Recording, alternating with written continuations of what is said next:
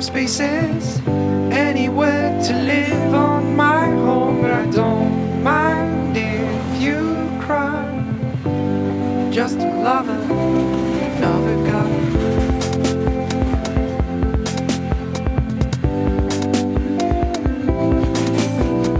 Hey, don't cry. You'll be alright. Alors la petite ceinture, elle a fermé en trafic voyageurs en 1934 sur une grande partie de son parcours. Il y a eu des trains de grande ligne jusqu'en 89, 90 à peu près, puis du fret jusqu'en 93 essentiellement. Alors depuis la Seconde Guerre mondiale, il y a eu des projets de réouverture. Le seul qui a vraiment abouti, c'est dans le 17e arrondissement au niveau du RERC. Mais sur le reste de Paris, sud-est et nord, il n'y a pas eu de projets qui ont abouti. Ici, là où nous sommes, porte de Versailles, il y a eu dans les années 60 un projet qui s'appelait La Défense, la Bastille, une liaison par le sud de Paris, qui n'a pas pu finalement être mise en place. À chaque fois, jusqu'à présent, le vrai problème sont les riverains. Ce n'est pas un problème technique, on sait régler le problème des nuisances, c'est plus un problème politique. Pour beaucoup, la vraie solution, c'est que ça reste comme ça. Et on a même eu parfois certaines personnes qui nous ont dit le plus simple, ce serait que ce soit vendu à notre copropriété, puis ça fera un jardin. Voilà. De toute façon, c'est le changement qui pose problème aux riverains.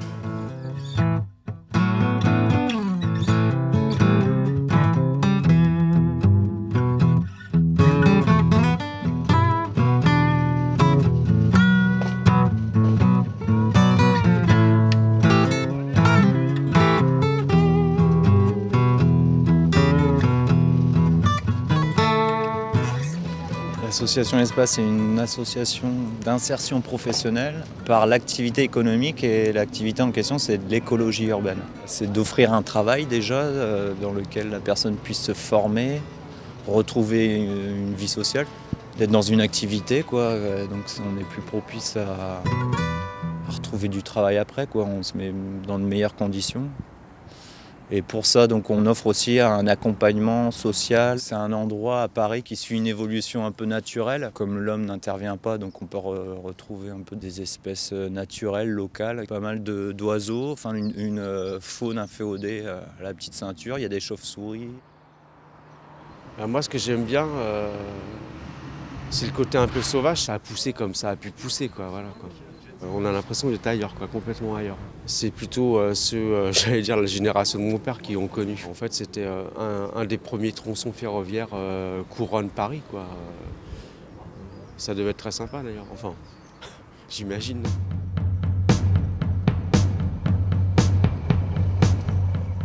La petite ceinture est un site particulier dans Paris puisque interdite au public. Donc elle a été relativement préservée de tout impact, je dirais, humain. Notre volonté aujourd'hui en tant que maître d'ouvrage, c'est d'utiliser le potentiel ferroviaire de la petite ceinture. Donc nous, on est tout à fait disposés à refaire circuler des trains sur la petite ceinture. D'ailleurs, c'est pour ça qu'aujourd'hui, la petite ceinture fait toujours partie du réseau ferré national. À l'époque de la réalisation du tramway, effectivement, un des scénarios possibles était la réutilisation de la petite ceinture.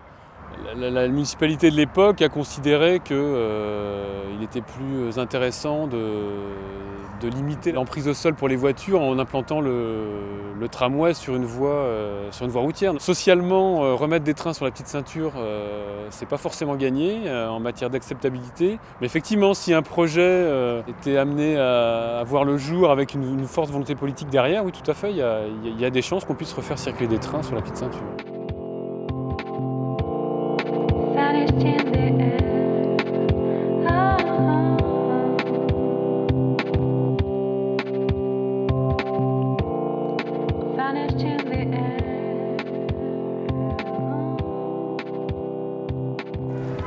J'aime bien j'aime bien l'ambiance. Voilà, c'est laissé à l'abandon.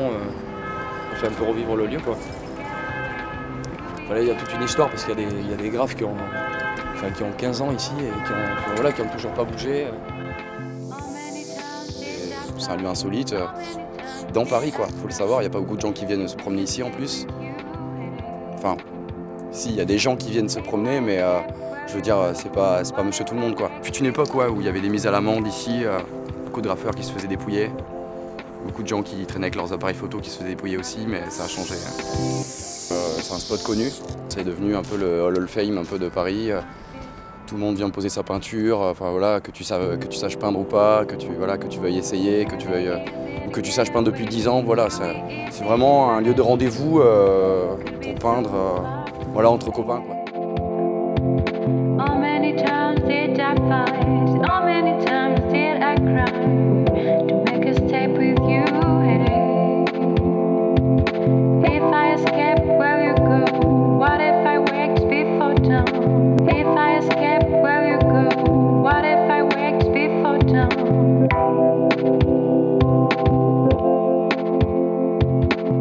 'Cause I might be right.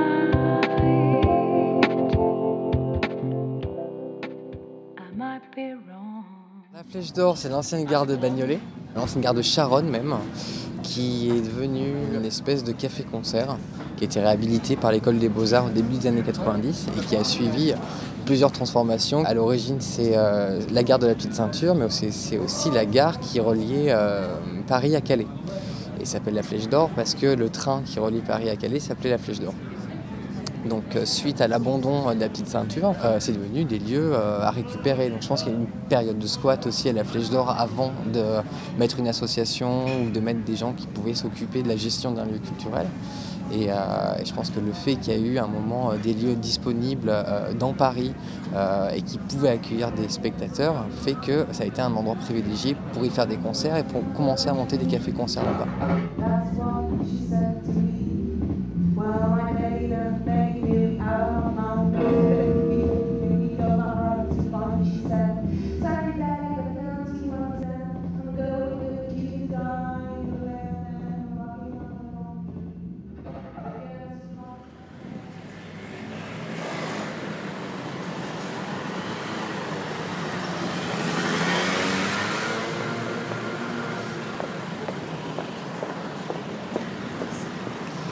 Bienvenue à la gare aux Gorilles. C'est un lieu qui est occupé depuis fin septembre. Néanmoins, c'est un building qui existe depuis plus de 100 ans, qui a été inauguré en 1896.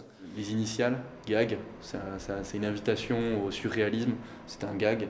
Puis les mêmes initiales, ça fait gare autogérée. Si on essaye de le définir, ça fait lieu de passage ouvert au public autogéré. Voilà. Donc tout ça, c'est de l'utopie. C'est pas concrètement ici, on ne revendique pas qu'on est en autogestion, on ne revendique pas qu'on est parfait. Juste, on essaye. On se la tente et on regarde ce que ça donne.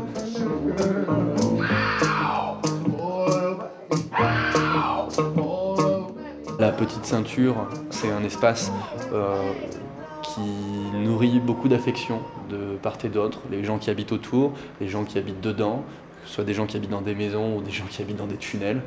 Chacun y trouve un petit peu un lien affectif par rapport à cet espace. C'est symboliquement aussi intéressant de savoir que c'est un cercle qui est autour de Paris et que nous on est proche de ce cercle et ça crée une sorte de vibration.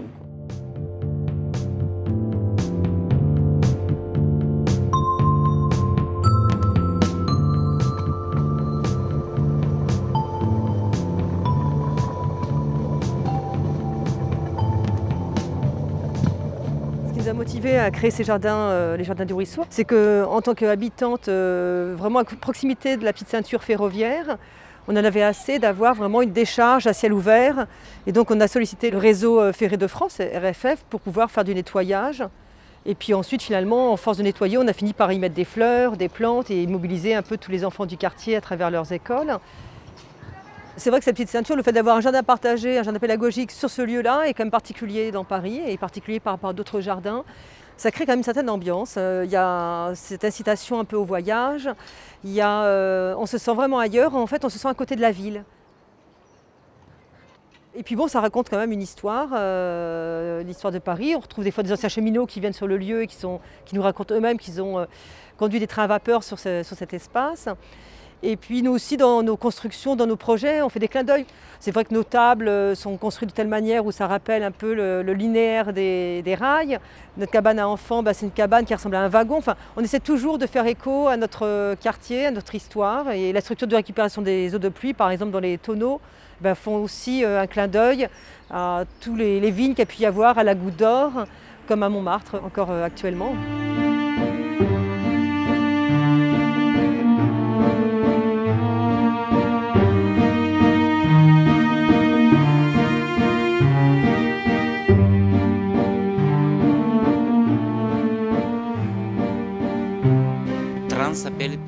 ceinture. Et moi, Athanas Alexandrov.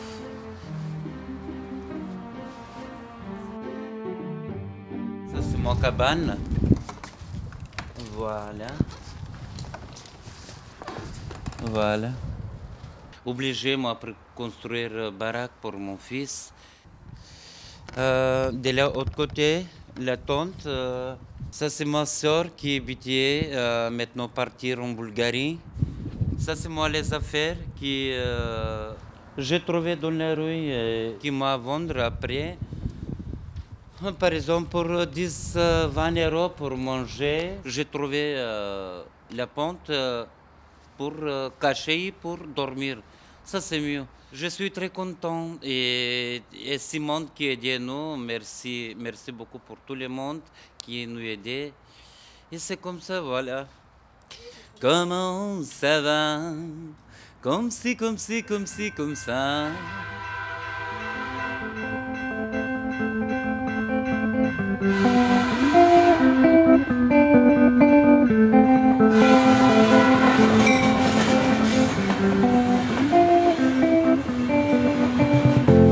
She's got some spaces, anywhere to live on